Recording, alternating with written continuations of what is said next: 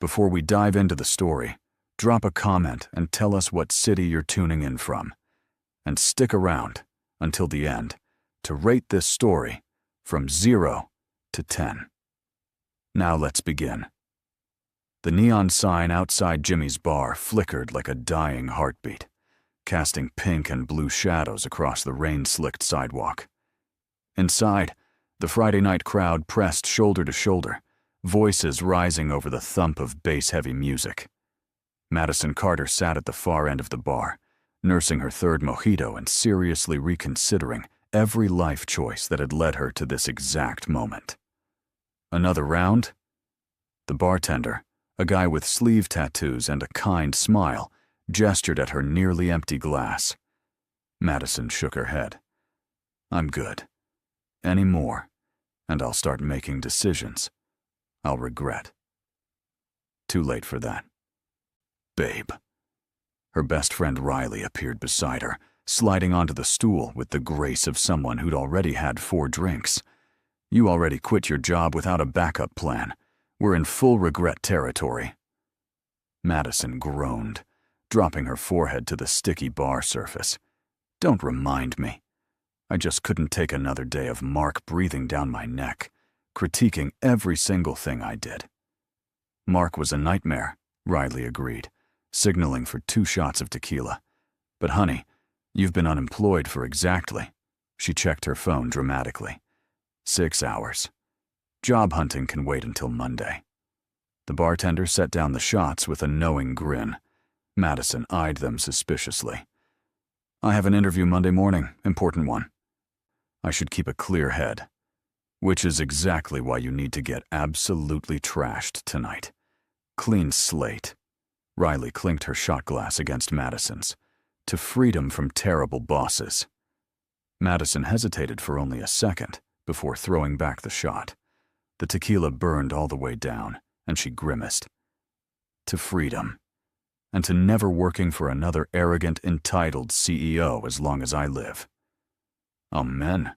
Riley flagged down the bartender again. Actually, you know what? Madison needs to change.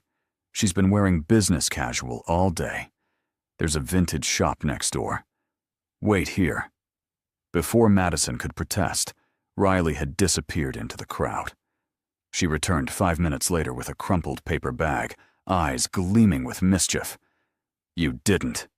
Madison peeked into the bag and burst out laughing.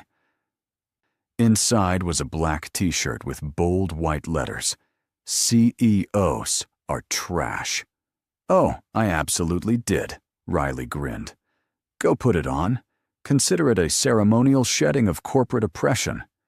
Madison glanced around the bar. The lighting was dim enough, the crowd distracted enough. You're insane.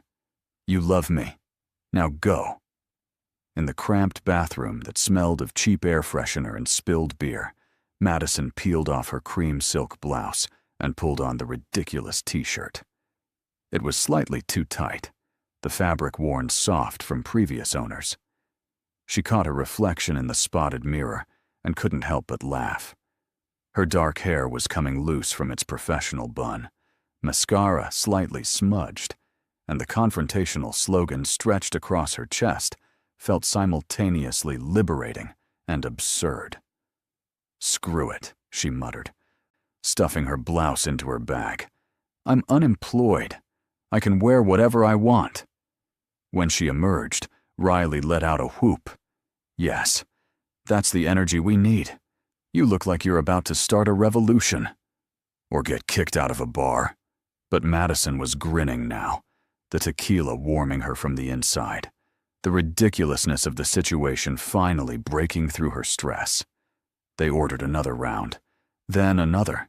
The music got louder, the lights brighter, and Madison felt herself relaxing for the first time in months. She and Riley danced badly, sang off-key to songs they barely knew the words to, and made friends with a group of girls celebrating a bachelorette party. Around 11, Madison excused herself to get some air. The bar had gotten suffocatingly hot, and her head was spinning pleasantly. She pushed through the crowd toward the back exit, where a narrow alley offered a slice of cool night air. She'd barely taken 3 steps outside when she collided with someone. Hard. Madison stumbled backward. Would have fallen if strong hands hadn't caught her elbows, steadying her. "Whoa, careful." The voice was deep, with that particular quality of authority that made her spine straighten instinctively. Madison looked up, way up, into the face of possibly the most attractive man she'd ever seen in real life. Tall, easily 6'2", dark hair that looked professionally styled even at 11 p.m. on a Friday. Sharp jaw, high cheekbones, and eyes so intensely blue they seemed to glow in the dim light from the bar's back entrance. He wore an expensive charcoal suit, tie loosened, top button undone in a way that should have been illegal. "Sorry," Madison managed, acutely aware that his hands were still on her arms. "I wasn't watching where I was going." Clearly, his gaze dropped briefly, and she watched his expression shift as he read her t-shirt. One dark eyebrow arched. "CEOs are trash. That's quite a statement." Oh God. Of course she had to run into the most gorgeous man in existence while wearing this stupid shirt. Madison felt heat flood her cheeks, but the tequila made her bolder than usual. "It's not a statement. It's a fact." She pulled away from his grip, crossing her arms. "Let me guess. You're about to defend the honor of corporate overlords everywhere?" His lips twitched, something that might have been amusement flickering in those impossible eyes. "Actually, I was going to ask if you had personal experience, or if this is purely philosophical." "Oh, it's extremely personal." Madison leaned back against the brick wall, the alcohol making her loose-limbed and reckless. "I just quit a job working for the worst CEO you can imagine. Arrogant, condescending, treated his employees like disposable resources.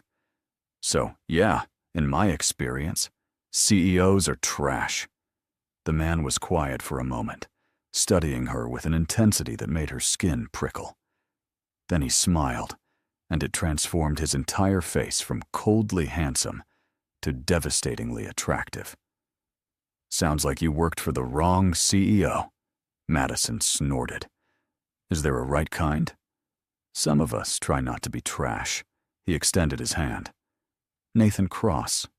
She shook it, his palm warm and calloused in a way that surprised her. "Madison Carter."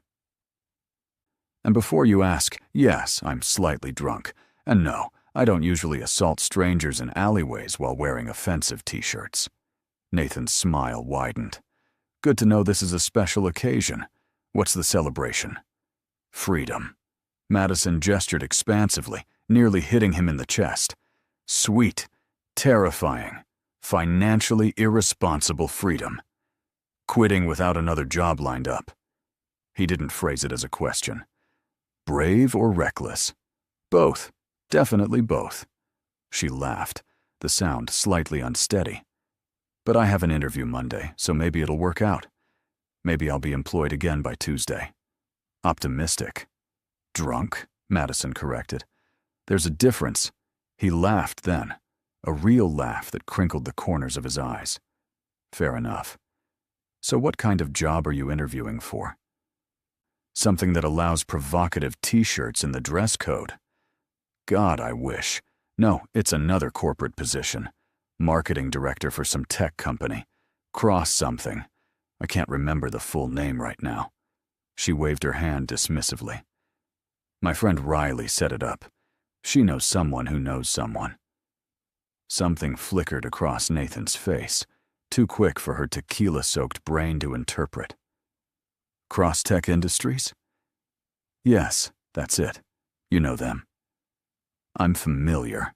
His tone had gone carefully neutral. "They're supposed to be a decent company, fair to their employees." "Let's hope." Madison pushed off from the wall, suddenly aware that she'd been monopolizing this stranger's time.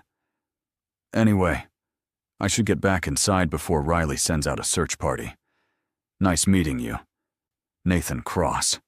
"Wait."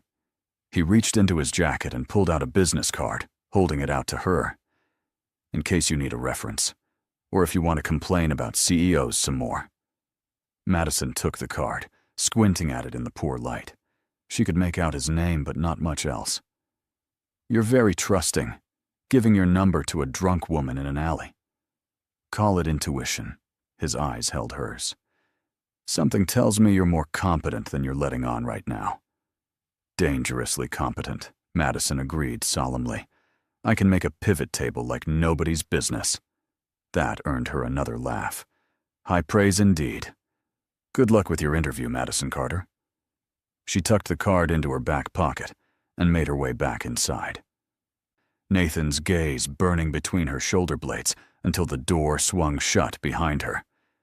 Riley pounced the moment Madison reached the bar. Who was that? Who was who? The absurdly hot guy you were talking to in the alley. Don't play dumb. Madison shrugged, trying to appear casual. Just some guy. Nathan. We ran into each other. Literally. Riley's eyes went wide. You assaulted a man while wearing that shirt? Madison. It was an accident, and he was cool about it. Even thought the shirt was funny. Funny or offensive? Both? Madison signaled for water, her head starting to ache.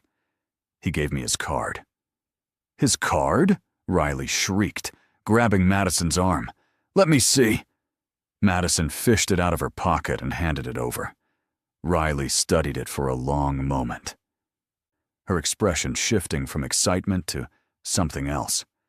Something that looked almost like panic. Madison. What? This says Nathan Cross, CEO, Cross Tech Industries. The water Madison had just sipped nearly went down the wrong pipe. She choked, coughing. What? Riley showed her the card, pointing at the text. Sure enough, there it was in crisp embossed lettering. Nathan Cross, Chief Executive Officer. Oh my God. Madison buried her face in her hands. Oh my God. I told the CEO of the company I'm interviewing with that CEOs are trash, while wearing a shirt that says CEOs are trash. You didn't know it was the same company when you were talking to him, right? Riley's voice held desperate hope. I told him the company name. Madison's voice was muffled by her palms. He asked what interview I had, and I told him Crosstech something. He knew. He knew the whole time, and he didn't say anything. Riley was quiet for a beat. Okay, so, new plan. Monday, you call in sick, food poisoning, family emergency, alien abduction. We tell them you died. I can't just not show up. Madison lifted her head, panic sobering her faster than any amount of coffee could. I need this job, Riley. I have rent due in 2 weeks. My savings account is crying. Then you show up and pretend tonight never happened. Maybe he won't remember you. Madison gestured at herself, at the stupid t-shirt that had seemed so funny an hour ago. He's going to remember the drunk woman in the offensive shirt who called him trash. That's pretty memorable. Okay. Riley grabbed her shoulders. Okay, listen. Worst case scenario. You go to the interview. He laughs you out of the building, and we spend Monday afternoon eating ice cream and applying to other jobs. Best case scenario. He has a sense of humor, and you get hired anyway. What's the realistic scenario? Riley grimaced. You're probably screwed. Madison dropped her head to the bar again. Perfect. Just perfect. They left shortly after. Madison's earlier euphoria completely evaporated. The walk back to her apartment was cold, the spring night air cutting through the thin t-shirt. Riley kept up a steady stream of reassurance that Madison barely heard. Maybe he'll think it's charming. Guys like confidence, right? You were confident.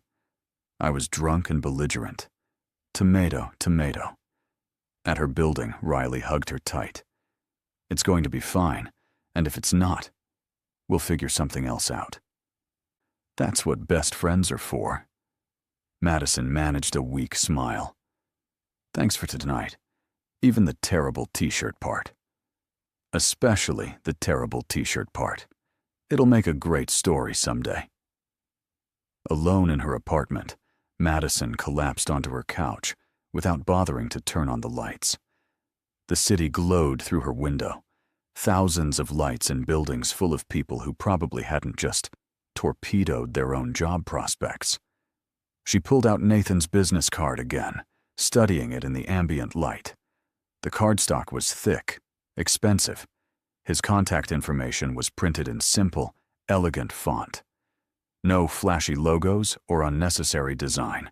Professional. Understated. Confident. Like him. Madison closed her eyes, remembering the way he'd steadied her when she stumbled. The warmth of his hands. The almost smile that had played at the corners of his mouth when he read her shirt. The way his eyes had tracked her face like he was memorizing it. CEOs are trash, she muttered to the empty room. Except maybe this one. She set an alarm for 8 a.m., giving herself time to prepare for Monday's interview. Time to figure out how to apologize, explain, and hopefully salvage what was probably already a lost cause. As she drifted toward sleep, her last coherent thought was that Nathan Cross had said something about intuition, about sensing she was competent. Maybe, just maybe, Monday wouldn't be a complete disaster. Or maybe she'd be unemployed by Tuesday and looking for a new city to move to, where no one knew about the time she drunkenly insulted her potential boss while wearing the world's most unfortunately timed t-shirt. Monday morning arrived with all the mercy of a freight train.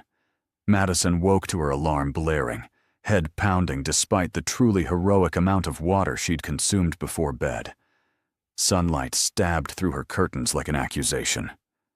"I'm never drinking again," she croaked to her empty bedroom. A promise she'd made before and would undoubtedly break again, but it felt necessary to say out loud. She dragged herself into the shower, letting scalding water beat against her skull while she rehearsed various opening lines for the interview. "Mr. Cross, about Friday night. Too direct. I'd like to apologize for any comments made under the influence. Too formal. Look, I was drunk and wearing a stupid shirt. Can we just pretend that never happened?"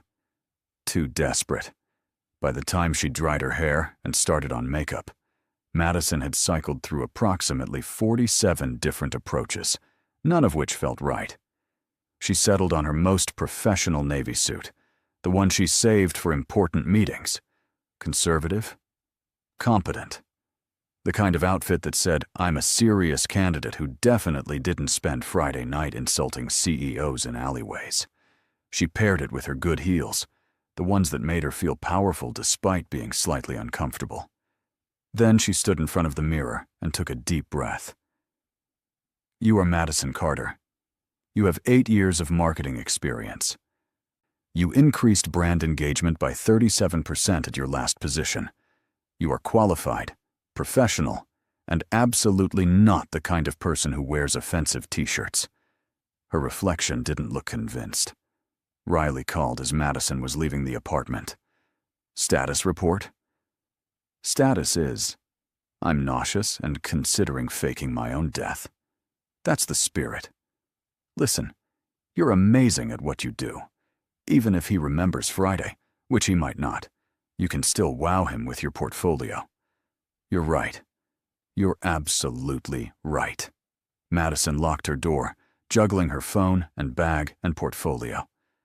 I just need to be professional, confident, show him I'm qualified. Exactly. And Madison? Yeah. Take off the CEO's or trash shirt before you leave. Madison looked down at her navy suit. I'm not wearing the shirt, Riley. I know. I just wanted to make you laugh. Despite everything, Madison smiled. I love you. Love you too. Now go get that job. The address Riley had sent led Madison to a gleaming glass tower in the financial district.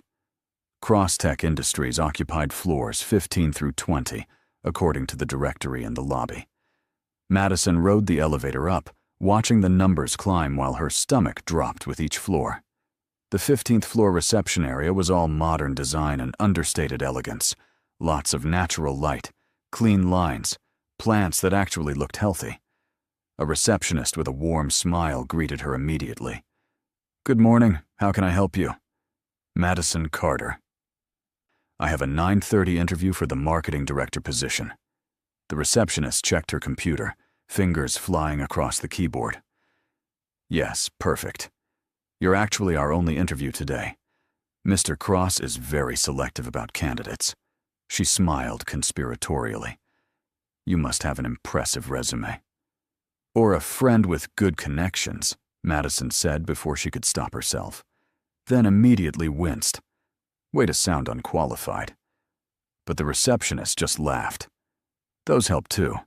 Have a seat. Someone will come get you shortly." Madison perched on a sleek leather chair, gripping her portfolio like a lifeline. Around her, employees moved with purpose. Everyone looked busy, but not stressed. Several people were laughing in the break room. One woman walked past, wearing sneakers with her business casual outfit. The vibe was professional but relaxed, nothing like the toxic pressure cooker of her last job. "Ms. Carter?"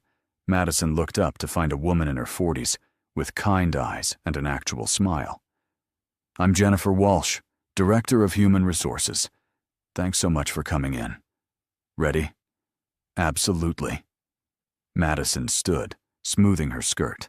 Her palms were sweating. She forced herself to breathe normally. Jennifer led her down a corridor lined with conference rooms and open-plan workspaces. "I've heard great things about your previous work. The campaign you ran for Stellar Brands was particularly impressive. Thank you. That was a really collaborative effort with a great team. Spoken like someone who knows how to work with people."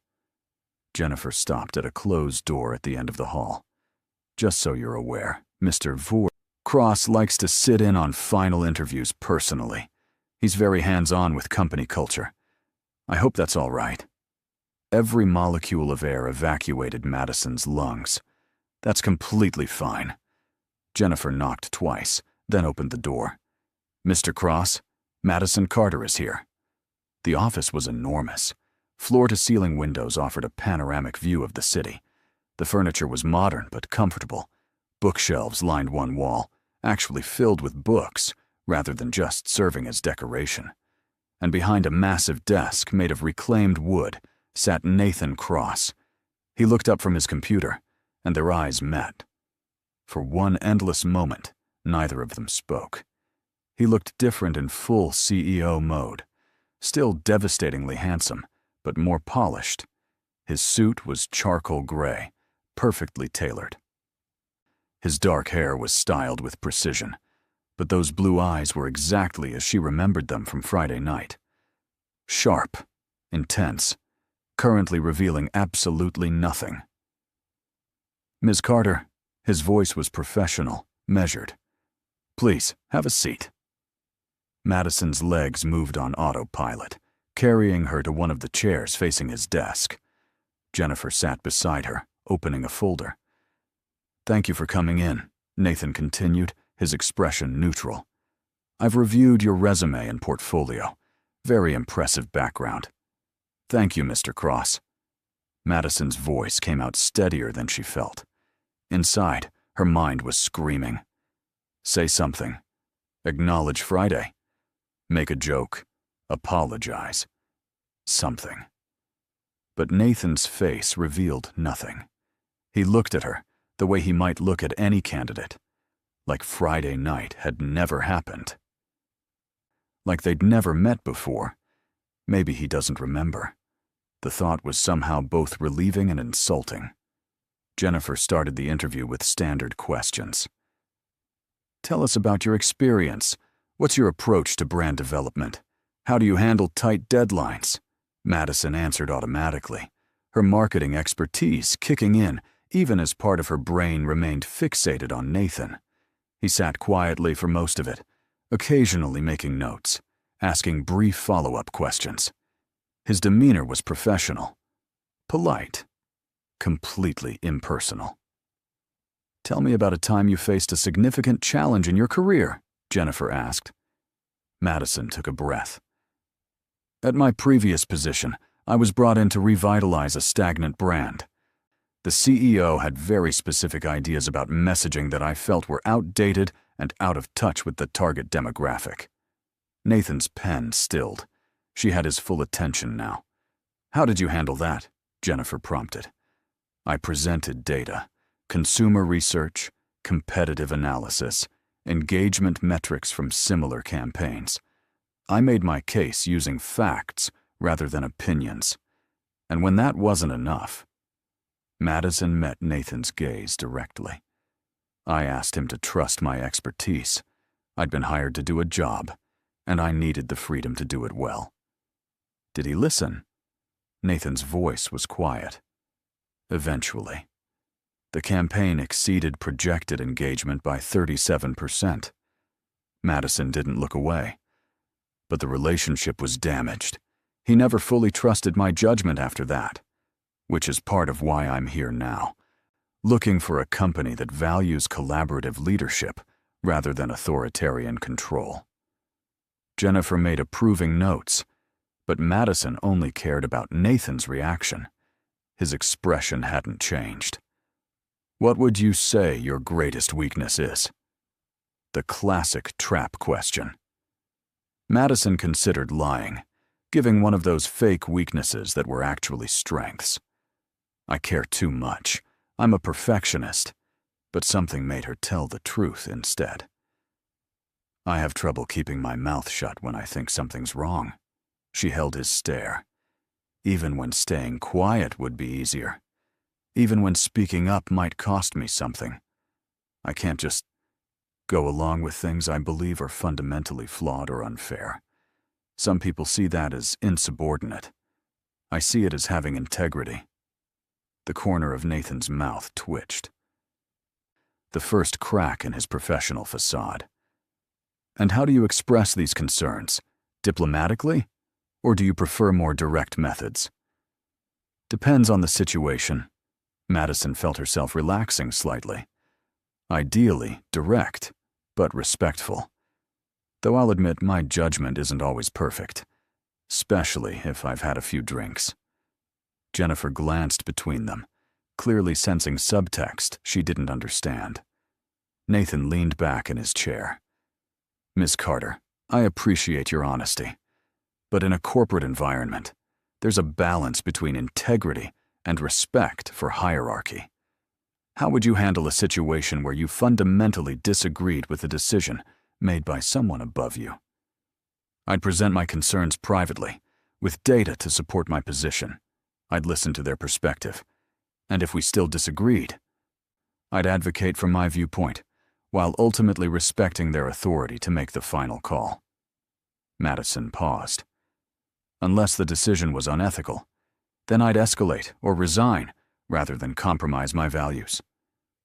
Silence filled the office. Jennifer looked pleased. Nathan's expression remained unreadable, but something in his eyes had shifted. Warmed, maybe. Or perhaps Madison was just projecting hope onto a situation that was clearly doomed. Well, Jennifer said brightly, I think we've covered the basics.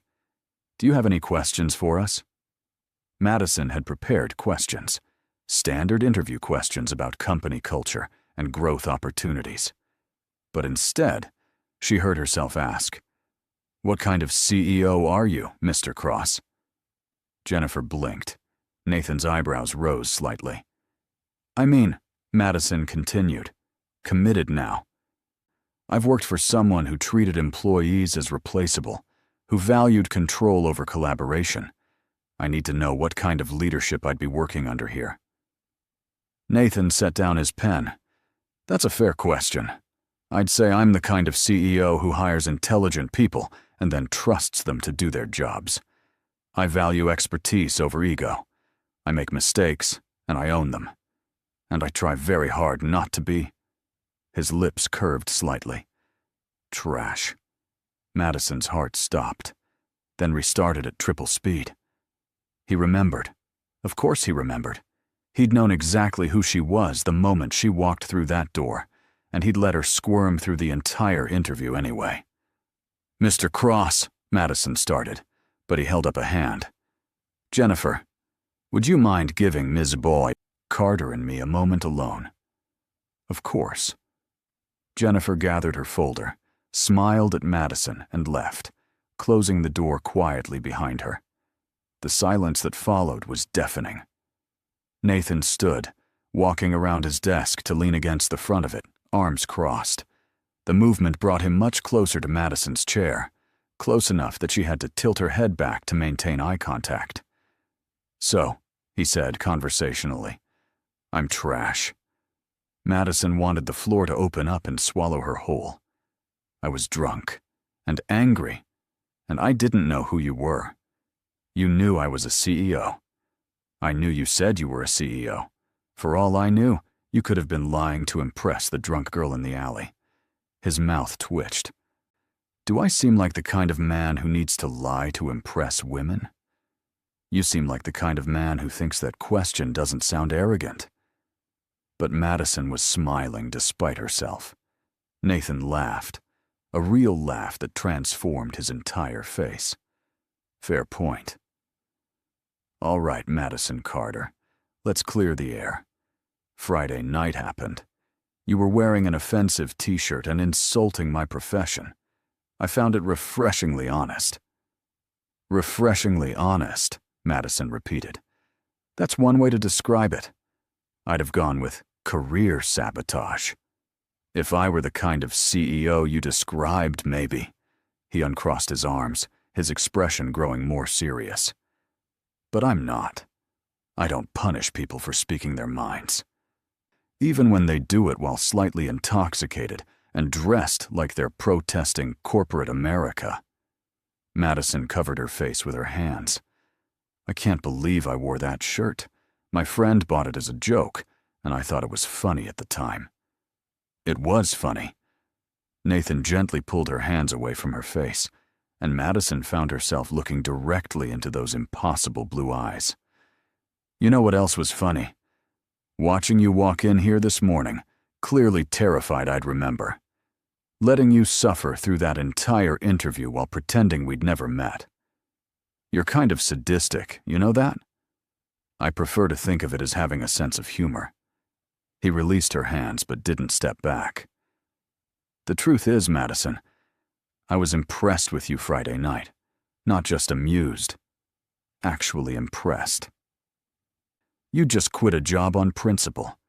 You were honest about your experience, even though it reflected poorly on corporate leadership. And when I gave you my card, you didn't immediately try to leverage that connection. Most people would have. I was too drunk to think strategically. Maybe. Or maybe you're exactly what you said in there.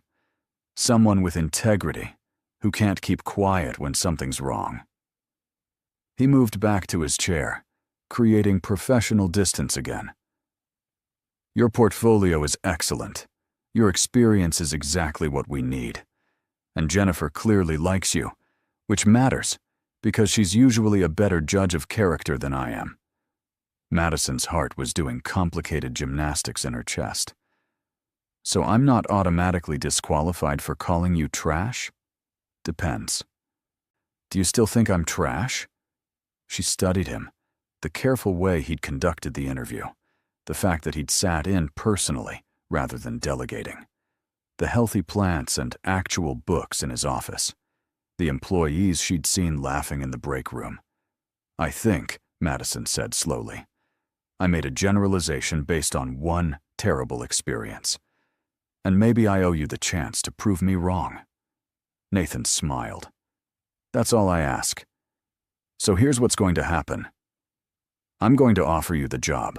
You're going to take the rest of today to think about whether you actually want to work here, knowing that your boss is someone you drunkenly insulted 3 days ago. And tomorrow, you'll give me your answer. You're offering me the job." Madison couldn't quite process it. Just like that. Just like that. He pulled out a folder from his desk drawer and slid it across to her. "Standard contract.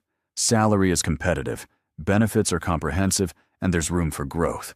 You'd be leading a team of 4, with budget authority and creative control over campaigns. I'd want weekly check-ins, but otherwise, you'd have autonomy. Madison opened the folder with shaking hands. The salary number made her eyes widen. It was 15% higher than what she'd been making before. This is generous. It's fair. Good work deserves good compensation. Nathan leaned forward. Madison, I don't know what your last CEO was like, but I can guess. And I'm telling you right now, that's not how I run things here. Yes, I'm demanding. Yes, I have high standards. But I also believe in work-life balance, in trusting my team, and in creating an environment where people actually want to come to work. Why are you being so nice about this? I literally wore a shirt calling you trash. Because anyone who's worked under toxic leadership and still loves their profession enough to keep going? That's someone I want on my team. He stood, extending his hand. So, what do you say? 24 hours to decide? Madison stood too, shaking his hand.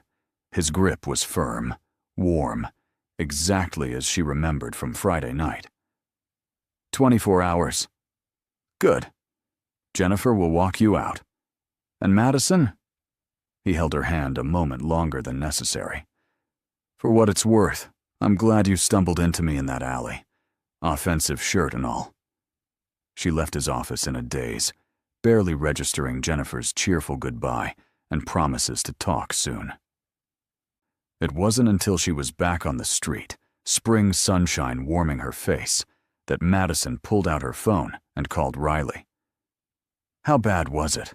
Riley answered immediately. He remembered. Oh, God. He remembered, and he still offered me the job. Madison started laughing, slightly hysterical. Riley. He sat through that entire interview pretending we'd never met, letting me think I might have a chance, and then admitted he'd known all along. That's either really sadistic or really funny. Both. Definitely both. Madison found a bench and sat down, pulling the contract folder from her bag. The salary is insane. The benefits are great. And he said I'd have creative control. So you're taking it. I have 24 hours to decide. Madison. Riley's voice was patient. What's there to decide? That was the question. Madison stared at the folder, thinking about Nathan's office, the books on his shelves, the view from his window, the way his eyes had crinkled when he laughed, the careful way he'd asked questions during the interview, actually listening to her answers. I'm scared, Madison admitted quietly. What if I'm wrong about him? What if he's just good at pretending to be decent? Then you quit. Again. But honey, you can't spend your whole life afraid of repeating past mistakes. Sometimes you just have to trust your gut. Her gut was currently doing somersaults, which Madison wasn't sure counted as reliable guidance. But Riley was right. She couldn't let one bad experience poison every future opportunity. Okay, Madison said. Okay, you're right. I'll call him tomorrow. And maybe wear the t-shirt to your first day. Establish dominance. Madison laughed. Absolutely not. That shirt is being burned in a ceremonial fire. She spent the rest of the day researching cross-tech industries. Their reputation was solid. Employee reviews were overwhelmingly positive. Several articles praised Nathan Cross for his innovative leadership style and commitment to ethical business practices. One profile from a business magazine showed him volunteering at a youth center, teaching underprivileged kids about entrepreneurship. Not exactly trash behavior. By evening, Madison had made her decision. She drafted an email to Nathan, professional and concise, accepting the position and confirming her start date for the following Monday. Her finger hovered over the send button. This is it, she whispered to her empty apartment. New job, fresh start, working for a CEO who's either genuinely good or an excellent actor. She hit send. Nathan's reply came back in less than 5 minutes. Excellent. Welcome to the team, Madison. Looking forward to working with you. P.S. Please leave the offensive t-shirts at home. Madison burst out laughing, relief flooding through her. She responded, No promises, but I'll try to keep the CEO insults to a minimum. His response, That's all I ask. See you Monday. Madison's first day at Cross Tech Industries began with a mild panic attack in her apartment bathroom. She'd changed outfits 3 times, trying to find the perfect balance between professional and approachable. Too formal, and she'd look like she was trying too hard. Too casual, and Nathan might think she wasn't taking the job seriously. She finally settled on gray slacks and a burgundy blouse, paired with heels that were comfortable enough to survive a full day. Her reflection looked competent, confident, nothing like the drunk woman who'd insulted her new boss in an alleyway. You can do this, she told her mirror. You're a marketing professional with 8 years of experience. The t-shirt incident was a fluke. Water under the bridge. He's clearly over it. Her reflection didn't look convinced, but Madison grabbed her bag anyway and headed out. The office looked different on a Monday morning. Busier, more energetic. The receptionist greeted her by name, which was a nice touch. Jennifer appeared almost immediately, smiling warmly. Madison, welcome. Ready for day 1? As ready as I'll ever be.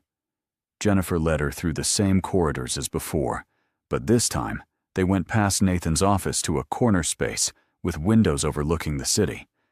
The nameplate on the door read, Marketing Director. This is yours, Jennifer said, opening the door to reveal a spacious office with modern furniture, 2 monitors, and a whiteboard covering 1 entire wall. Your team is in the pod area right outside. I'll introduce you in a moment, but I wanted you to have a chance to get settled first. Madison stepped inside, taking it all in.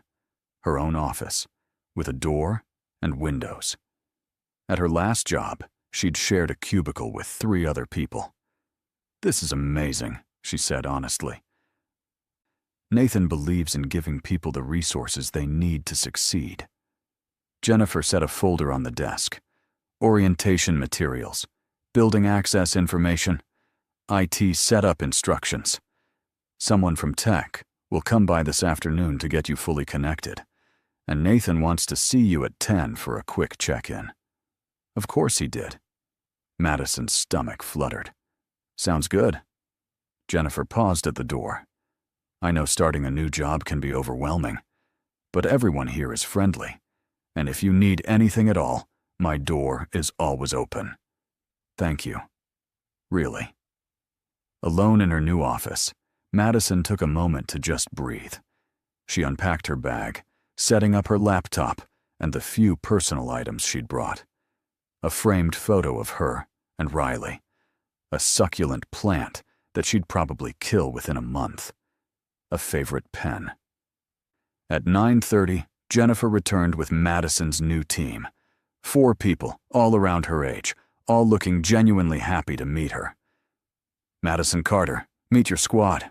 This is Tyler, our graphic designer. Sophie handles social media. Marcus is our data analyst.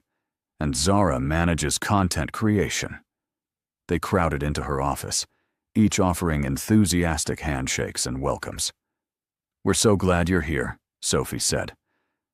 The last director was, let's just say she wasn't great at collaboration. Nathan basically told us we'd love you, Tyler added, then seemed to catch himself. I mean, Mr. Cross. We call him Nathan because he insists, but you probably shouldn't yet. Actually, maybe you should? I don't know the protocol. Marcus laughed. Tyler's overthinking it. The culture here is pretty casual. Nathan's approachable. Most of the time. Unless you miss a deadline, Zara said. Then he's terrifying. But fair. Always fair. Madison liked them immediately. Their energy was infectious, and they seemed genuinely excited about their work. They spent 20 minutes giving her the unofficial office tour, pointing out the best coffee machine, the secret snack drawer, and which conference room had the most comfortable chairs. Also, Sophie said conspiratorially, Nathan usually works through lunch, so if you need to talk to him about something sensitive, 12:30 is the best time. He's less likely to be interrupted. Good to know. Madison filed that information away. At 9:55, Madison made her way back to Nathan's office. She knocked twice. Come in. He was on a phone call, but he gestured for her to sit. Madison perched in one of the chairs facing his desk, trying not to eavesdrop on what sounded like a negotiation with a potential client. Nathan's voice was firm, but not aggressive. He asked questions, listened to responses, and ultimately proposed a compromise that seemed to satisfy both parties. Sorry about that, he said, hanging up. Monday mornings are always chaotic. How's your first few hours going? Really well. My office is incredible, and my team seems great. They are. Tyler's a genius with design. Sophie has an instinct for trends that's almost scary. Marcus can find patterns in data that I wouldn't have noticed in a million years. And Zara can write copy that makes people actually care about boring products. Nathan leaned back in his chair. They've been waiting for a leader who'll let them do their best work. I'm hoping that's you. No pressure. But Madison was smiling. Just honesty. His expression grew more serious. Madison, I want to be clear about expectations. I need weekly updates on campaign progress, monthly presentations on metrics and ROI, and immediate communication if there are problems. I don't micromanage, but I also don't like surprises. Understood. And, he continued, I want your honest opinion. Always. If you think I'm wrong about something, tell me. If you see a problem, flag it. If you have a better idea, share it. I hired you for your expertise, not to be a yes person. Even if my opinions are delivered while wearing offensive t-shirts. Nathan's lips twitched. Preferably in more professional contexts. But yes, even then. They spent the next hour going over current campaigns, budget allocations, and upcoming projects. Nathan was thorough, asking detailed questions, and actually listening to Madison's input. It was so different from her last job, where her former boss had talked at her rather than with her. One more thing, Nathan said as Madison stood to leave. Friday afternoons, the whole marketing team has a standing meeting in the main conference room. It's informal. Just brainstorming, sharing ideas, giving updates. I sit in occasionally, but it's your show. Sound good? Sounds perfect. She was almost at the door when he spoke again. Madison? She turned back. I'm glad you're here. His voice was quieter, less CEO, and more the man she'd met in the alley.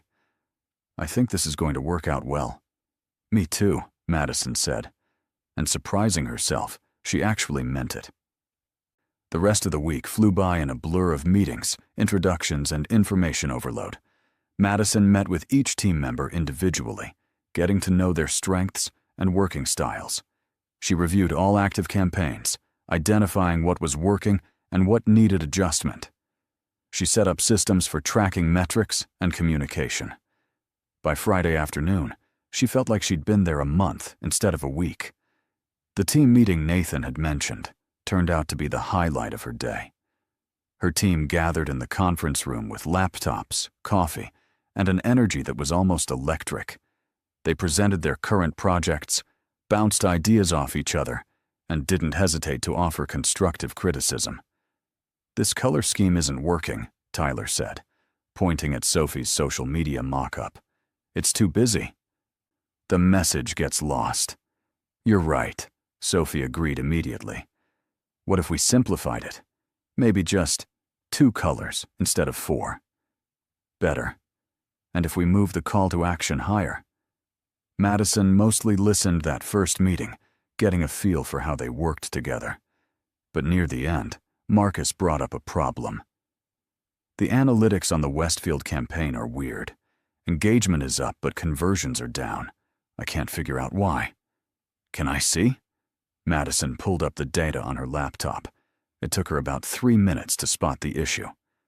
Your landing page load time is terrible. People are clicking through, but then abandoning because the page takes too long to load. We need to optimize the images and streamline the code. Marcus's eyes lit up. Oh my God, you're right. How did I miss that? Fresh eyes, Madison said. Happens to everyone. The team worked together to fix the issue, and by the end of the meeting, they had a solution implemented. As everyone was packing up, Tyler grinned at Madison. Okay, we're officially keeping you. It's been 4 days, Madison laughed. 4 days is long enough to know you're not going to micromanage us to death or take credit for our work, Zara said. The bar is low, but you've cleared it. Sophie elbowed her. What Zara means is we really like working with you. You're smart, you listen, and you actually know what you're doing. It's refreshing. Well, you're all excellent at your jobs, which makes mine a lot easier. Madison meant it. After a week of working with them, she was genuinely impressed. As the team filed out, chatting about weekend plans, Madison stayed behind to tidy up the conference room.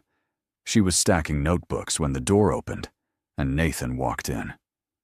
How'd it go? He asked. Really well. We solved the Westfield conversion problem and brainstormed some ideas for the upcoming product launch. I heard. Marcus was very excited about the landing page fix. Nathan grabbed a chair and flipped it upright, helping her straighten the room. Your team already likes you. That's not easy to earn in a week. They're easy to like. They're good at what they do, and they actually care about the work. That's because I don't hire people who are just here for a paycheck. Nathan set the last chair in place. End of your first week. How are you feeling? Madison considered the question. Honestly, better than I expected. This place is nothing like where I worked before. People actually seem happy here. That's the goal. He leaned against the conference table. Happy employees are productive employees. Revolutionary concept, I know, she laughed. Careful. You're starting to sound like the opposite of trash. I'll try to keep my ego in check. But he was smiling. There was a beat of silence, not awkward, but charged with something Madison couldn't quite name. Nathan was looking at her with an intensity that made her skin warm. What? She asked finally. Nothing. Just, it's nice to be right about someone. Before she could ask what he meant, he straightened up. Anyway, I'll let you enjoy your weekend. See you Monday, Madison. See you Monday, Mr. Cross. Nathan, he corrected, pausing at the door. We're past formalities. Nathan, Madison repeated, testing the name. It felt intimate somehow. Dangerous? He smiled and left, and Madison stood alone in the conference room, her heart doing complicated things in her chest. Over the next few weeks, Madison settled into a rhythm. She arrived at 8, spent an hour reviewing campaign metrics, met with her team, and managed to actually leave at a reasonable hour most days. The work was challenging but fulfilling in a way her last job had never been. And Nathan was everywhere. Not in an intrusive way. He didn't hover or micromanage, but he made a point of checking in regularly, asking thoughtful questions, and occasionally joining team brainstorming sessions. He remembered details, like the fact that Tyler was allergic to shellfish when ordering lunch for a working meeting, or that Sophie's mother was recovering from surgery. He's weirdly observant, Madison told Riley over video chat one evening. Like, he knows everyone's coffee order without asking. That's either considerate or serial killer behavior, Riley said, eating ice cream directly from the container. Have you figured out which yet? Leaning toward considerate, Madison paused. Is it weird that I find competence attractive? Riley nearly choked on her ice cream. Oh my God, you have a crush on your boss. I don't have a crush. I'm professionally admiring his leadership style. Uh-huh, and I professionally admire Chris Evans for his acting talent. Madison threw a pillow at her laptop screen. You're not helping. I'm not supposed to help. I'm supposed to be entertained by your obvious denial. Riley grinned. But seriously, is he single? I have no idea. We don't exactly discuss his personal life. You should find out. For science. For science, Madison repeated dryly. I'm not investigating my boss's relationship status. Why not? You investigated his company before taking the job. That was different. That was due diligence. And this is romantic diligence. Riley waggled her eyebrows. Come on, you can't tell me you haven't thought about it. The man is gorgeous. He's rich. He's apparently a decent human being. And you've already got history with the whole drunken t-shirt incident. That's basically a rom-com meet cute. Madison couldn't argue with that logic, mainly because she had thought about it. More than she wanted to admit. The problem was that Nathan was her boss, and she'd just escaped from one toxic workplace. The last thing she needed was to complicate her professional life with personal feelings. I'm not thinking about it, Madison lied. I'm focused on doing my job well.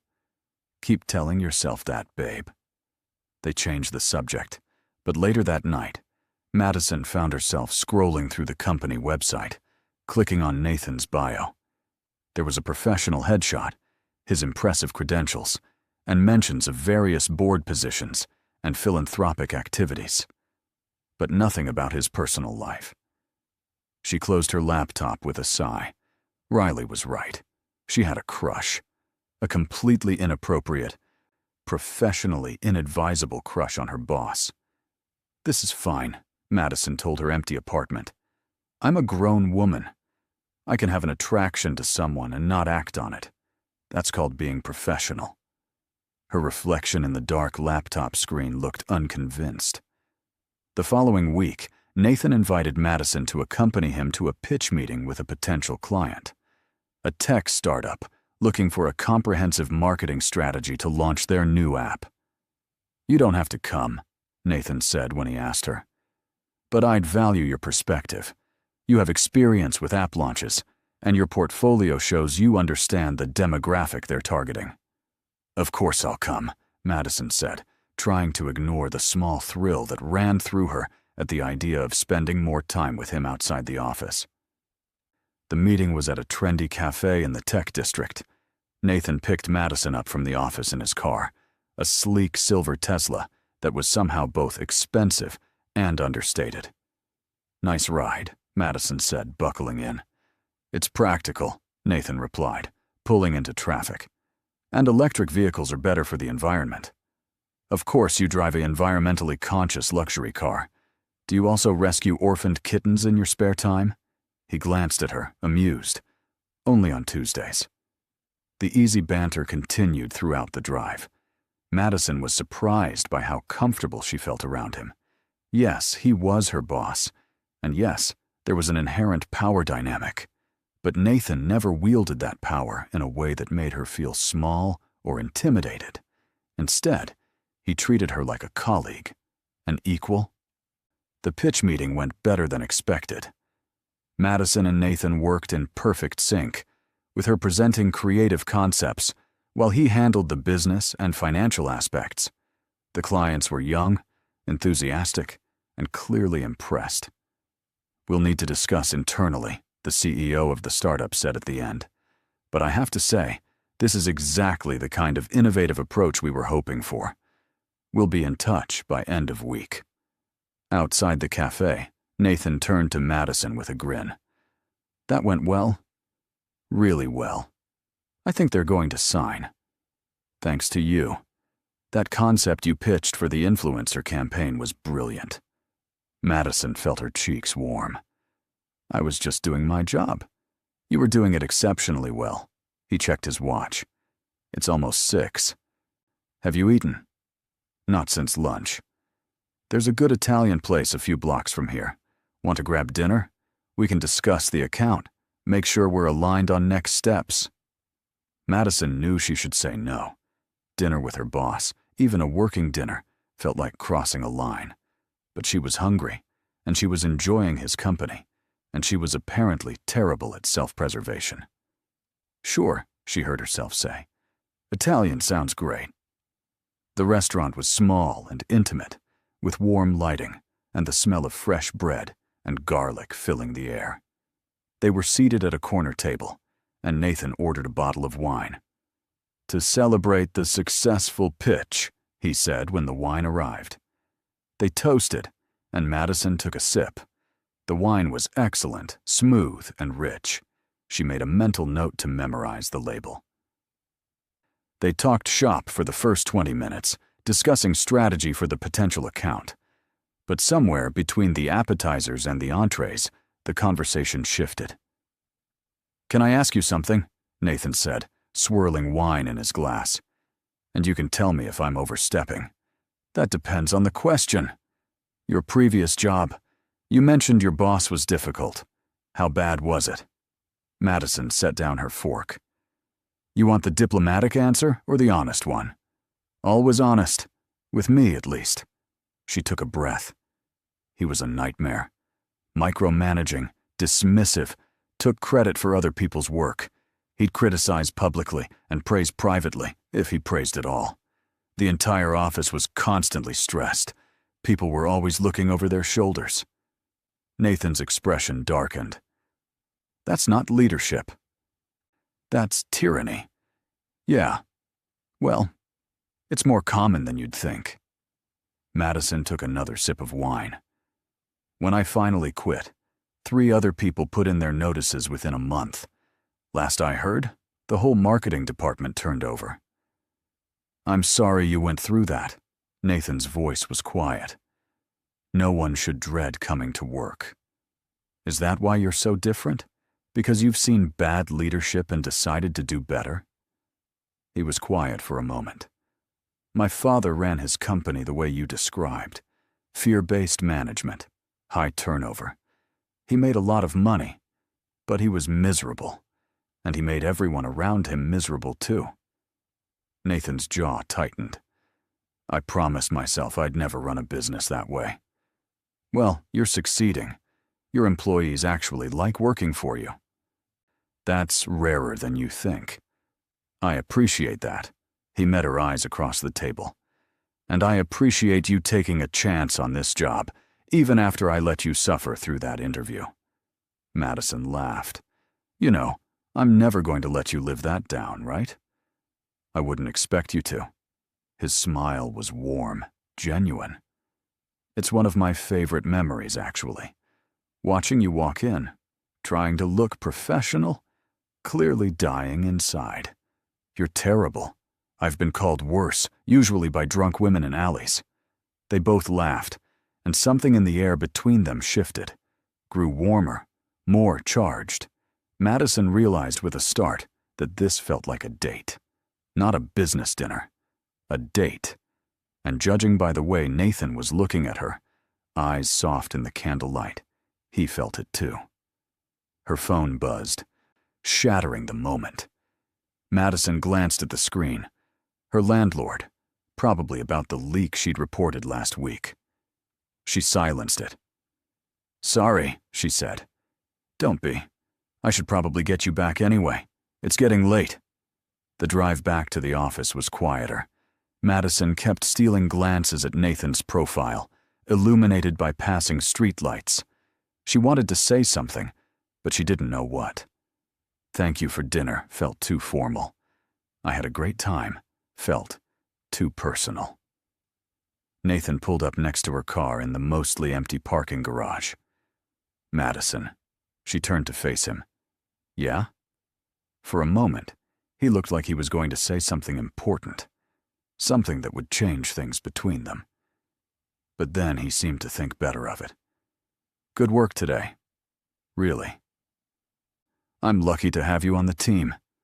Disappointment and relief warred in Madison's chest. "Thanks. And thanks for dinner." "Anytime." She got out of the car, fumbled with her keys, and managed to get into her own vehicle without embarrassing herself.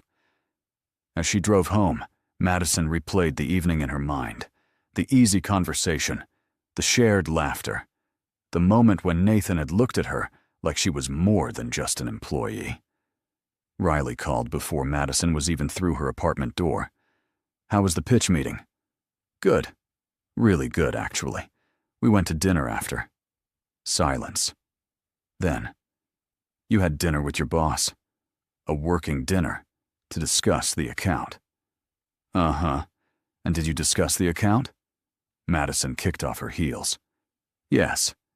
Among other things." Madison Carter. "Are you telling me you had an actual conversation with Nathan Cross that wasn't about work?" "Maybe. A little. He told me about his father." Riley made a noise that was distinctly gleeful. "Oh, you're in deep. Personal history sharing is date-level behavior." "It wasn't a date. But you wanted it to be." Madison flopped onto her couch. "Yes, okay? Yes, I wanted it to be a date. But it can't be, because he's my boss, and I just started this job, and I'm not going to mess this up by developing feelings for someone I work for." "Too late," Riley said cheerfully. "You already have feelings." "Not helping, Ry. I'm not supposed to help. I'm supposed to point out the obvious." Riley's voice softened. "But seriously, babe, what are you going to do?" "Nothing. I'm going to do my job, be professional, and wait for this crush to fade like a rational adult." "And if it doesn't fade?" Madison closed her eyes. "Then I guess I'll deal with that when it happens." Madison's plan to be rational and professional lasted exactly 1 week. Not because she did anything inappropriate, but because Nathan made it increasingly difficult to maintain emotional distance. He started joining the Friday afternoon team meetings regularly. He'd sit in the corner with his laptop, mostly quiet, but occasionally offering insights or asking questions that pushed everyone's thinking. And he'd smile at Madison when she presented ideas, a small private smile that made her heart race. Then there was the coffee incident. Madison had stayed late working on a campaign proposal, losing track of time until she looked up and realized it was nearly 8 p.m. The office was mostly empty, just a few scattered lights still on. She stood to stretch, her back aching from hours hunched over her laptop, and nearly collided with Nathan. He was holding 2 cups of coffee. "Thought you might need this," he said, offering her one. Madison blinked. "How did you know I was still here?" "I saw your light on when I was leaving. Figured you'd be running on fumes by now." She accepted the coffee gratefully. It was exactly how she liked it, with just a splash of cream, no sugar. "You remember my coffee order?" "I remember a lot of things about you." He said it casually, like it wasn't a statement that would keep Madison awake for the next 3 hours, analyzing every possible meaning. "Well, thank you." She took a sip. It was perfect. Still hot from the good coffee shop 3 blocks away. "You went out of your way." "It's 3 blocks." But he was smiling. They stood there in her office doorway, drinking coffee, and Madison became acutely aware of how empty and quiet the building was, how the warm light from her desk lamp created a small circle of intimacy in the otherwise dark office, how good Nathan looked with his tie loosened and his sleeves rolled up, like he'd also had a long day but was handling it with characteristic grace. "What are you working on?" he asked, gesturing at her laptop. "The Westfield product launch. I'm trying to finalize the campaign concept, but I keep second-guessing myself. Can I look?" Madison nodded, and Nathan came around to her side of the desk, standing close enough that she could smell his cologne, something cedar and clean. She pulled up the presentation, trying to focus on the slides and not on his proximity. "Walk me through it," he said. She did, explaining her concept for a multi-platform launch that emphasized user testimonials and organic growth over traditional advertising. Nathan listened intently, occasionally asking clarifying questions. "This is excellent," he said when she finished. "What are you second-guessing?" "I don't know. It feels risky. If it doesn't work, it's on me." "Madison." He turned to look at her directly, and she realized how close they were standing. "All good marketing is risky. Safe campaigns don't move the needle. This, he gestured at her laptop, is innovative. It's smart. Trust yourself. You really think it'll work? I think you're one of the best marketers I've ever hired, and if you believe in this concept, then so do I. His voice was steady, certain. I trust your instincts. Something in Madison's chest loosened. After years of having her judgment questioned and undermined, hearing Nathan's confidence in her abilities was almost overwhelming. Thank you, she said quietly. That means a lot. I mean it. He was still looking at her, and the moment stretched, pulled taut like a wire. His eyes dropped briefly to her lips, then back up, and Madison's breath caught. He was going to kiss her. She could feel it. And God help her, she wanted him to. But then Nathan stepped back, breaking the spell. I should let you finish up. Don't stay too late. I won't, Madison managed, though her voice sounded breathless even to her own ears. He paused at the door. And Madison? You should probably stop second-guessing yourself. You're better at this than you think. After he left, Madison sat down heavily in her chair, pressing a hand to her racing heart. That had been close. Too close. And the worst part was that she didn't regret it almost happening. She only regretted that it hadn't. You're in trouble, she whispered to the empty office. The following week brought a new complication. The tech startup they'd pitched agreed to sign with Cross-Tech Industries, which was excellent news. The problem was that the contract required intensive collaboration, which meant Madison and Nathan would be working closely together for the next several months. Very closely. They had strategy meetings twice a week. They reviewed campaign materials together. Nathan insisted on being involved in every major decision, not because he didn't trust Madison, but because he was genuinely invested in the client's success, which meant they spent a lot of time together. In meetings, Madison became hyper-aware of Nathan's presence, the way he leaned back in his chair when he was thinking, the small furrow that appeared between his eyebrows when he was concentrating, the way his voice dropped slightly when he was making a point he felt strongly about, and sometimes she'd catch him looking at her, not in a creepy way, but with an expression she couldn't quite read. Appreciation, maybe, or something deeper. You two have great chemistry, Sophie commented one afternoon after a particularly productive brainstorming session. The client was eating out of your hands. We work well together, Madison said, trying to sound casual. That's one way to put it. Sophie grinned. Tyler thinks you're secretly dating. Madison's heart lurched. What? No. That's ridiculous. I told him he was crazy. You're way too professional for that. But Sophie's smile suggested she wasn't entirely convinced. That evening, Madison was the last one in the office again. She'd been working on revisions to the campaign deck, trying to incorporate the client's feedback without losing the core concept. She was so focused that she didn't hear footsteps until Nathan knocked on her open door. You're becoming a workaholic, he said.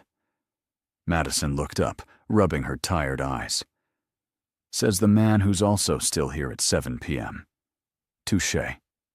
He came in, closing the door behind him, which felt significant somehow.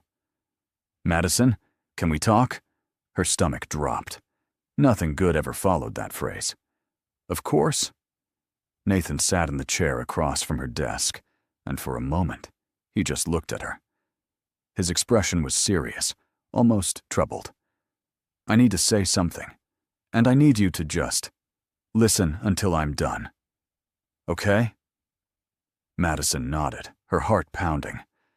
When I hired you, it was because you were qualified. Brilliant, actually. Your portfolio was impressive, your interview answers were thoughtful, and despite the whole t-shirt incident, a small smile flickered across his face. I could tell you had integrity and skill. Okay, Madison said slowly. But somewhere over the past couple months, things have gotten complicated. Nathan leaned forward, elbows on his knees. I find myself looking forward to our meetings. I stay late on days when I know you're working late. I've memorized your coffee order, and the way you bite your lip when you're concentrating, and the fact that you tap your pen exactly 3 times before making a decision. Madison's breath stopped. This is completely inappropriate, Nathan continued. You're my employee. There's a power dynamic that makes this problematic at best, and I've spent the last month trying to convince myself that what I'm feeling is just professional admiration. But I'm tired of lying to myself. Nathan, let me finish. His blue eyes held hers. I like you, Madison, not just as an employee, as a person. And I think you might feel something similar. But I need to know if I'm completely off base here, because if I am, we can both pretend this conversation never happened and go back to being professional colleagues. Silence filled the office. Madison could hear her own heartbeat, feel the weight of the moment pressing down on her.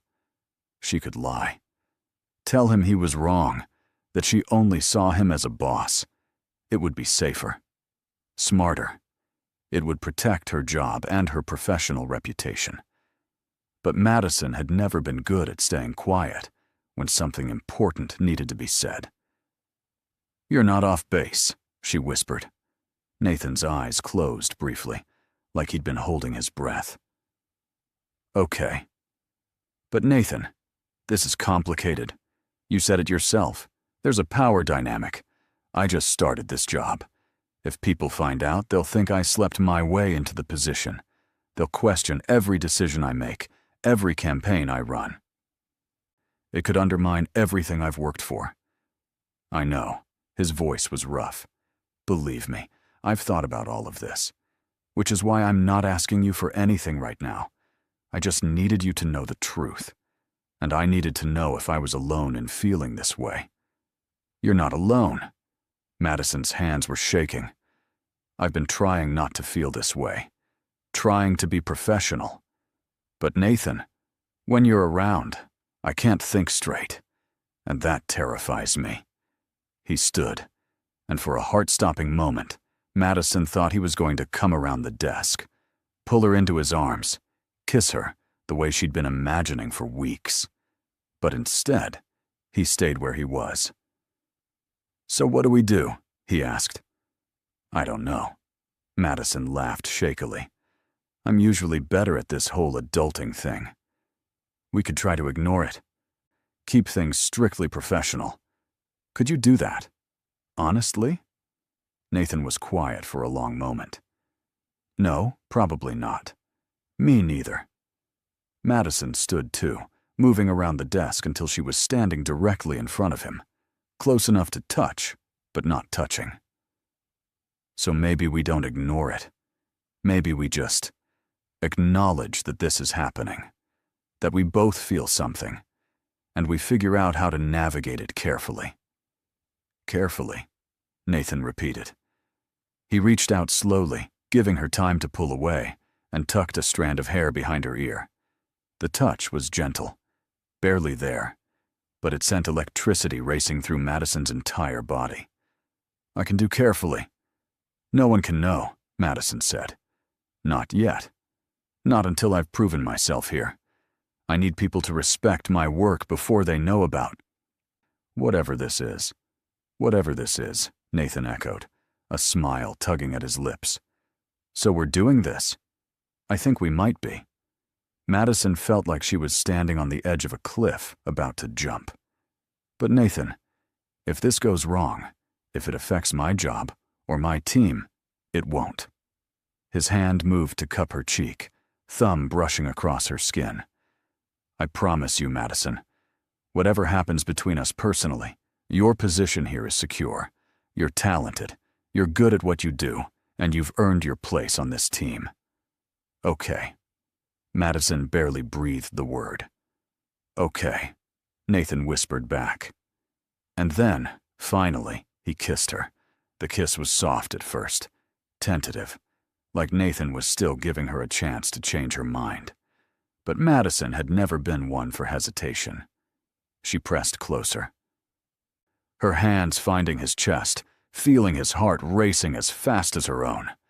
Nathan's arms came around her waist, pulling her against him, and the kiss deepened into something that made the entire world narrow down to just this. Just them. When they finally broke apart, both breathing hard, Madison rested her forehead against his chest.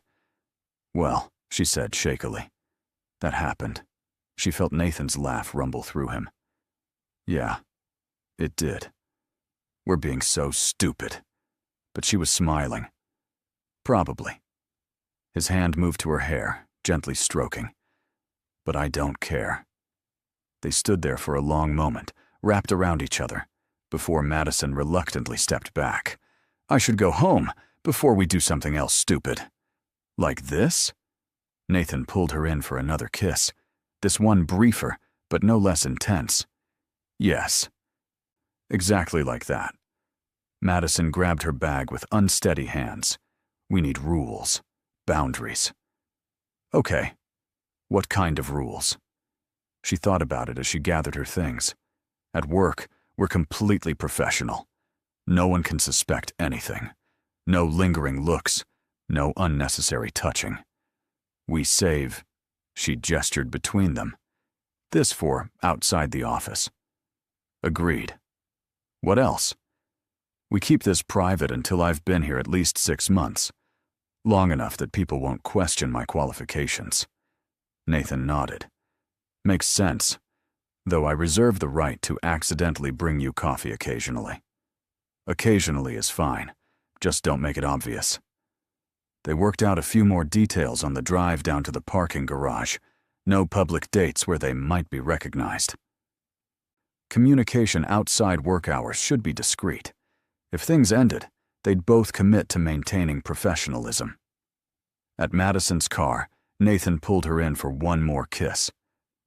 "I'll see you tomorrow, at work, where I'll be completely professional and not at all thinking about how you taste like coffee and how your hair smells like vanilla." "Nathan," Madison laughed, pushing at his chest, "you're terrible at rules already." "I'll work on it." He opened her car door for her. "Text me when you get home." That's very boyfriend behavior. "Is it?" His smile was soft. "Then I guess I'll lean into it."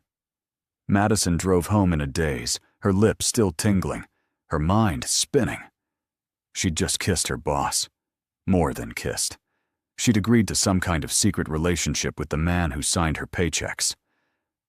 This was either the best or worst decision she'd ever made, and she honestly couldn't tell which. Riley called before Madison had even kicked off her shoes. "Okay, I know it's late, but I just had the weirdest dream about you, and I needed to make sure you're alive and not making terrible life choices." Madison collapsed onto her couch. "Define terrible." Silence. Then, "Madison Carter, what did you do?" "I may have kissed my boss." Riley shrieked so loudly Madison had to hold the phone away from her ear. "You what? Tell me everything right now, every single detail." Madison recounted the evening, from the office conversation to the parking garage goodbye. Riley listened with occasional gasps and supportive cursing. "Okay. So, first of all," Riley said when Madison finished, "that's wildly romantic. Second, you know this is risky as hell, right?" "Yes, I'm aware. But you're doing it anyway." Madison sighed. "I'm doing it anyway. Riley, I haven't felt like this about anyone in years. Maybe ever. And I know it's complicated, but Nathan is... God, he's everything. He's smart and kind, and he actually listens when I talk. He makes me feel valued, not just as an employee, but as a person." "You're in deep," Riley said softly. "I really am." "Then I support you. Just promise me you'll be careful. Protect your heart and your career." "I promise." After they hung up, Madison got ready for bed. But sleep was impossible. She kept replaying the kiss. The way Nathan had looked at her, the promises they'd made to each other. Her phone buzzed with a text. Nathan, made it home. Still thinking about you. Madison smiled at the screen, typing back. Same. This is going to be impossible, isn't it? Nathan. Probably.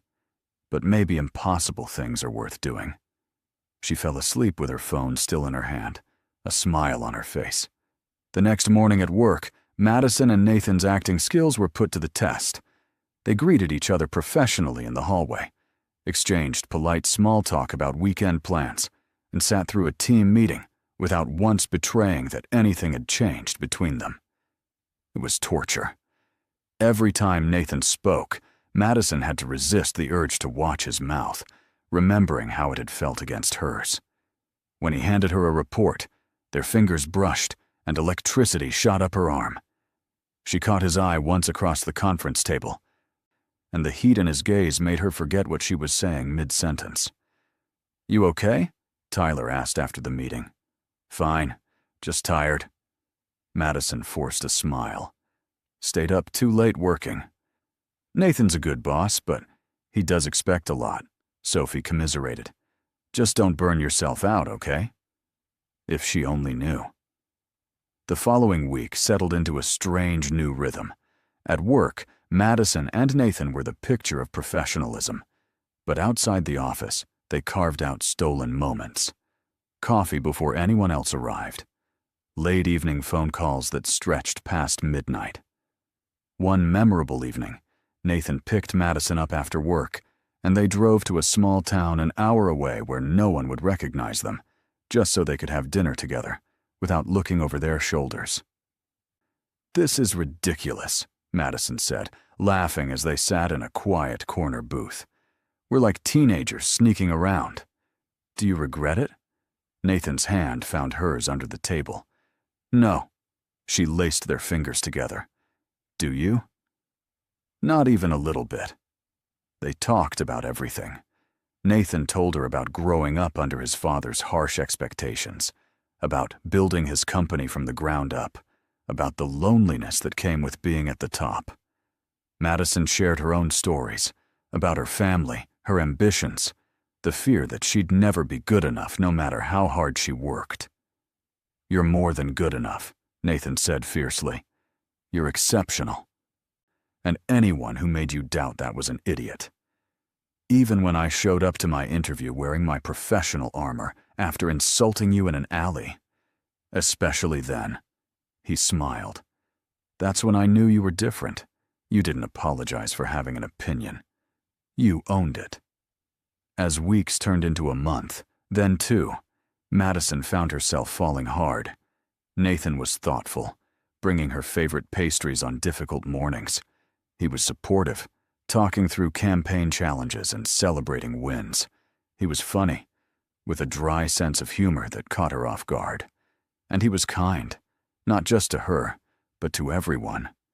But keeping the secret was exhausting. Madison hated lying to her team, who'd become genuine friends. She hated the sneaking around, the careful planning required for every moment together.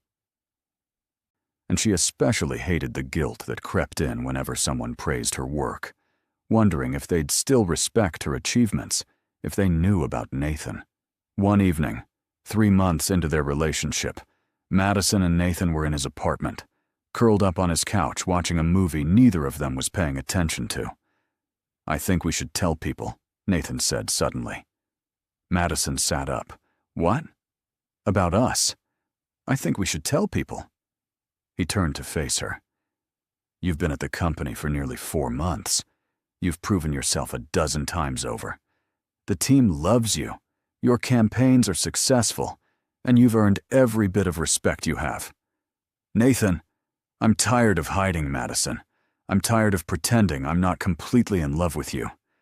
The world stopped. "You're what?" Madison whispered. Nathan cupped her face in his hands. "I'm in love with you. I have been for a while now. And I don't want to keep acting like you're just my employee. I want people to know that you're the best thing that's happened to me in years." Tears pricked Madison's eyes. I love you too. But Nathan, if we tell people, everything changes. People will talk. They'll question my work, my position. Some might think I don't deserve to be there. Then they're idiots, and they don't belong at my company. His voice was fierce. Madison, you've earned your place through talent and hard work. Our relationship doesn't change that. And anyone who suggests otherwise will answer to me. It's not that simple. Maybe it is. He kissed her forehead. Maybe we're making it more complicated than it needs to be. But I'm not asking you to announce it tomorrow. I'm just saying, I think we're ready. When you're comfortable, we'll tell people. On your terms, okay? Madison nodded, leaning into him. Okay. Soon. Just let me prepare. Take all the time you need. Nathan held her close. I'm not going anywhere. 2 weeks later, Madison decided she was ready. She'd just closed a major campaign that exceeded all targets, earning praise from the client and her team. Her position felt secure. Her work spoke for itself. She met Riley for lunch to discuss strategy. You're really doing this, Riley said, simultaneously excited and nervous. I'm really doing this. I can't keep lying to people I care about. And honestly, I'm tired of hiding how happy Nathan makes me. Okay. So what's the plan? Madison had thought it through carefully. I'll tell my team first, privately. Then we'll inform HR, make sure everything's properly documented. Nathan will send a company-wide email explaining the situation and emphasizing that our relationship doesn't affect my position or performance evaluations. Very professional. I'm trying. Madison fiddled with her napkin. I'm terrified, Rye. What if people think less of me? What if they assume I didn't earn my job? Then they're idiots who don't know you. Riley reached across the table to squeeze her hand. You're brilliant at what you do. Anyone who actually works with you knows that. The rest don't matter. The next morning, Madison arrived at work early, her stomach in knots. She'd asked her team to meet her for a quick coffee before the workday officially started, claiming she had something important to discuss. Now, sitting in the break room with Tyler, Sophie, Marcus, and Zara, she was second-guessing everything. Okay, you're making us nervous, Sophie said, clutching her latte. Are we getting fired? Is the company being sold? Did we do something wrong? No, nothing like that. Madison took a deep breath. I need to tell you all something, and I need you to hear me out before you react. 4 pairs of eyes fixed on her with varying degrees of concern. I've been seeing someone for the past few months. Madison's hands were shaking. And that someone is Nathan. Silence. Complete, absolute silence. Then Tyler started laughing. Oh, thank God. We thought you were going to say something actually bad. Madison blinked. You're not surprised. Madison, we've known for like 6 weeks, Sophie said, grinning. You two aren't nearly as subtle as you think you are. What? How? Marcus ticked off on his fingers. The way he looks at you during meetings. The fact that you both conveniently work late on the same nights. That time you showed up wearing the same coffee shop cup as him, from a place that's 45 minutes from here. And you both get this specific smile when you're texting during lunch, Zara added. It's actually kind of cute. Madison dropped her head into her hands. Oh my God, I thought we were being so careful. You were careful enough that we couldn't be totally sure, Tyler said. But the signs were there. So, are you guys official now? Like, openly dating? We're planning to announce it properly. Nathan's sending a company-wide email today, and we're filing everything with HR. Madison looked up at them. But I need you all to know something. I got this job because I was qualified. My relationship with Nathan started after I was hired, and it hasn't affected my position or my work. Everything I've accomplished here, I earned. We know that, Sophie said firmly. Madison, You're amazing at what you do. We've all learned so much from you. The fact that you're dating the boss doesn't change that you're brilliant. And honestly, Marcus added, Nathan's different when he's around you. Happier, less intense. It's good for him. Warmth flooded Madison's chest. You guys really don't care? Care? We're thrilled, Tyler said. Though I am slightly devastated that my workplace crush is now definitely unavailable. Everyone laughed, and the tension broke. They spent another 20 minutes asking questions, which Madison answered honestly. How they met, she told the sanitized version, leaving out the offensive t-shirt. How long they'd been together, whether it was serious. Very serious, Madison admitted. He told me he loves me. And you, Zara prompted. I love him too. Sophie actually squealed. This is like a movie. Enemies to lovers, workplace romance, everything. We were never enemies, Madison protested. You literally called him trash. I called all CEOs trash. There's a distinction. By the time they returned to their desks, Madison felt 1,000 pounds lighter. Her team knew. They supported her. And the world hadn't ended. One hurdle down. At 10 a.m., Nathan sent the company-wide email. Madison watched her inbox, her heart racing as the message appeared. Subject: Personal announcement. Team. I wanted to inform you of a personal development that affects company transparency. Madison Carter and I have been in a relationship for the past few months. This relationship began after her hiring and has not influenced any professional decisions, evaluations, or compensation. Madison earned her position through exceptional qualifications and continues to excel in her role. To ensure complete transparency, we've documented this relationship with HR and established protocols to avoid any conflicts of interest. I expect this news to be met with the same professionalism and respect that defines our company culture. If anyone has concerns, my door is always open. For Nathan Cross. Madison's phone immediately started buzzing with texts from people across the company. Most were congratulatory.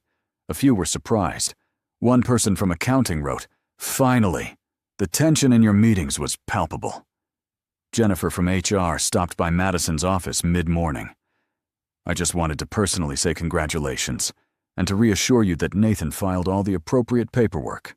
Everything's documented, proper oversight is in place, and your position is completely secure." "Thank you," Madison said. "That means a lot." "For what it's worth," Jennifer added, "I think you two are good together, and you've been nothing but professional since you started. Don't let anyone make you feel otherwise." The day passed in a blur of conversations, congratulations, and the occasional awkward interaction with people who clearly didn't know what to say. But overall, the response was far more positive than Madison had dared hope. That evening, Nathan knocked on her office door just as she was packing up. "How was your day?" he asked, leaning against the doorframe. "Surprisingly okay. Most people were happy for us. A few were weird about it, but nothing terrible." "Same here. Though I did get a strongly worded email from someone in finance suggesting I'm abusing my power." His jaw tightened. I responded with her performance reviews and promotion history under my leadership, plus a reminder that HR oversight exists for a reason. Madison crossed to him, reaching up to smooth the tension from his forehead. "Hey, we knew there'd be some pushback, but we did this right. We were honest. We followed protocol, and my work speaks for itself." "I know. I just hate that anyone would question your integrity." "Let them question. I'll just keep proving them wrong." She kissed him softly. "Now, since we don't have to hide anymore, can I interest you in dinner? Somewhere public, where we can actually be seen together?" Nathan's smile returned. "I thought you'd never ask." They went to a nice restaurant downtown, one where several Crosstech employees had spotted them, but didn't care because everyone already knew. It felt liberating to hold hands across the table, to laugh without worrying who might see, to simply exist as a couple. "I was thinking," Nathan said over dessert, "now that we're public, you should probably meet my sister officially, as my girlfriend, not just a work colleague. Emily, right? You mentioned her before. She's been asking about you. Apparently she follows the company newsletter and saw your campaign work. She's impressed." "No pressure then," Madison laughed. "She's going to love you, almost as much as I do." The next few weeks settled into a new normal. Madison and Nathan were openly together, which meant they could grab lunch without subterfuge, leave work together without elaborate excuses, and generally stop exhausting themselves with secrecy. The team dynamic shifted slightly, but positively. People seemed more relaxed now that the tension of the unspoken was gone, and Madison's work continued to shine. She closed 2 more major accounts, launched a campaign that went viral, and earned a feature in a marketing industry publication. "See?" Nathan said when she showed him the article. "You're succeeding because you're talented, not because you're dating me." "I never doubted my talent," Madison replied. "I doubted whether other people would see past our relationship to recognize it. And now? Now, I think I was giving people less credit than they deserved. Most of them are smart enough to separate personal from professional." One Saturday afternoon, Nathan took Madison to meet Emily. His sister lived in a charming brownstone across town, and she greeted them at the door with a huge smile. "You must be Madison. I've heard so much about you." Emily pulled her into a hug before Madison could even respond. "All good things, I hope," Madison managed. "Mostly." Emily shot Nathan a mischievous look. Though Nathan did mention something about a t-shirt. Madison groaned while Nathan tried unsuccessfully to hide his smile. "He's never going to let me live that down, is he?" "Absolutely not," Nathan and Emily said in unison. The afternoon was wonderful. Emily was warm, funny, and refreshingly normal. She asked Madison about her work with genuine interest, shared embarrassing childhood stories about Nathan, and made it clear that she approved of the relationship. "He's been different since he met you," Emily said, when Nathan stepped out to take a phone call. "Lighter. My brother has always been so serious, so driven. But with you, he actually seems happy." "He makes me happy too," Madison said honestly. "Good. Then you have my official blessing. Not that you needed it, but still." Over dinner, Emily regaled them with tales from her job as an elementary school teacher, and Nathan relaxed in a way Madison rarely saw at work. This was Nathan with his guard down, laughing at his sister's jokes, reminiscing about their childhood. "Thank you for today," Madison said as they drove home. "Your sister is wonderful. She likes you, I can tell." Nathan reached over to lace his fingers through hers. "Everything's falling into place, isn't it?" "It really is." Madison squeezed his hand. "I keep waiting for the other shoe to drop, but maybe it won't. Maybe we actually get to just be happy." "We do," Nathan said firmly. "We absolutely do." The following week, Madison was called into an unexpected meeting, not with Nathan, but with the executive board. Her stomach churned as she walked into the conference room, wondering if this was finally the backlash she'd been dreading. But instead of criticism, she found herself facing 5 board members with impressed expressions. "Ms. Carter," the chairwoman began, "we've been reviewing the marketing department's performance over the past 6 months. Since you joined, engagement is up 42%, brand recognition has increased significantly, and you've closed deals that we thought were impossible." Madison relaxed slightly. "I have an excellent team. They deserve most of the credit." "A team that you lead exceptionally well." Another board member smiled. "We're not here to interrogate you about your relationship with Mr. Cross. Frankly, That's been handled appropriately through proper channels. We're here to offer you a promotion." Madison's eyes widened. "A promotion?" "Senior Marketing Director, with expanded responsibilities and a corresponding salary increase. You'd be overseeing not just your current team, but also coordinating with our international offices." Wow, thank you." Madison's mind raced. "Can I ask, is this because of my work or because of my relationship with Nathan?" The chairwoman's expression turned stern. "Ms. Carter, if we thought you were receiving preferential treatment, we wouldn't be offering this." Nathan recused himself from this discussion entirely. "This decision is based solely on your performance, which has been exemplary." "Do you want the position or not?" "Yes, absolutely yes." When Madison left the conference room, she was shaking with excitement. She found Nathan in his office and closed the door behind her. "I just got promoted," she blurted. He looked up from his computer, a slow smile spreading across his face. "Senior Director?" "You knew." "I knew they were considering it. But I wasn't part of the decision. I recused myself to avoid any appearance of favoritism." He stood and crossed to her. "You earned this, Madison.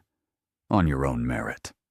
She kissed him, pouring all her joy and relief and love into it. "I love you. Have I mentioned that recently?" "Not in the last 3 hours. I was starting to worry." His arms wrapped around her waist. "I'm so proud of you." "I'm proud of me, too," Madison admitted. 6 months ago, I was unemployed, terrified, and wearing offensive t-shirts. Now look at me. Now look at you, Nathan echoed. Running a successful department, earning promotions, dating a CEO who's absolutely crazy about you. "A CEO who's absolutely crazy about me," Madison repeated thoughtfully. "You know, that doesn't sound so trash after all." Nathan threw his head back and laughed, and Madison joined him, both of them giddy with happiness and the sheer unlikeliness of how they'd gotten here. That evening, they celebrated with champagne in Nathan's apartment, toasting to Madison's promotion and to the future that stretched ahead of them, bright with possibility. "To second chances," Nathan said, raising his glass. "To offensive t-shirts," Madison countered. "To drunk women in alleyways who speak their minds. To CEOs who aren't actually trash." They clinked glasses, kissed, and settled onto the couch, Madison tucked against Nathan's side. "So what's next?" Nathan asked, his fingers tracing patterns on her arm. "What do you mean? For us? Where do you see this going?" Madison tilted her head to look up at him. "Honestly, I see myself falling more in love with you every day. I see us building careers we're proud of. I see a partnership where we challenge each other and support each other." She paused. "Is that too much?" "Not even close." Nathan's expression was soft, open. "I see all of that too. And maybe, eventually, I see myself asking you a question that involves a ring and a very permanent decision." Madison's breath caught. "Nathan Cross, are you talking about marriage? Not right now, but someday, if you'd want that." "I'd want that," Madison whispered. "Someday." They stayed up late into the night, talking about dreams and plans and possibilities. And when Madison finally fell asleep in Nathan's arms, she did so with a smile on her face and certainty in her heart. She'd taken a chance, worn an offensive t-shirt to a bar, insulted a stranger who turned out to be her future boss, fallen in love despite every logical reason not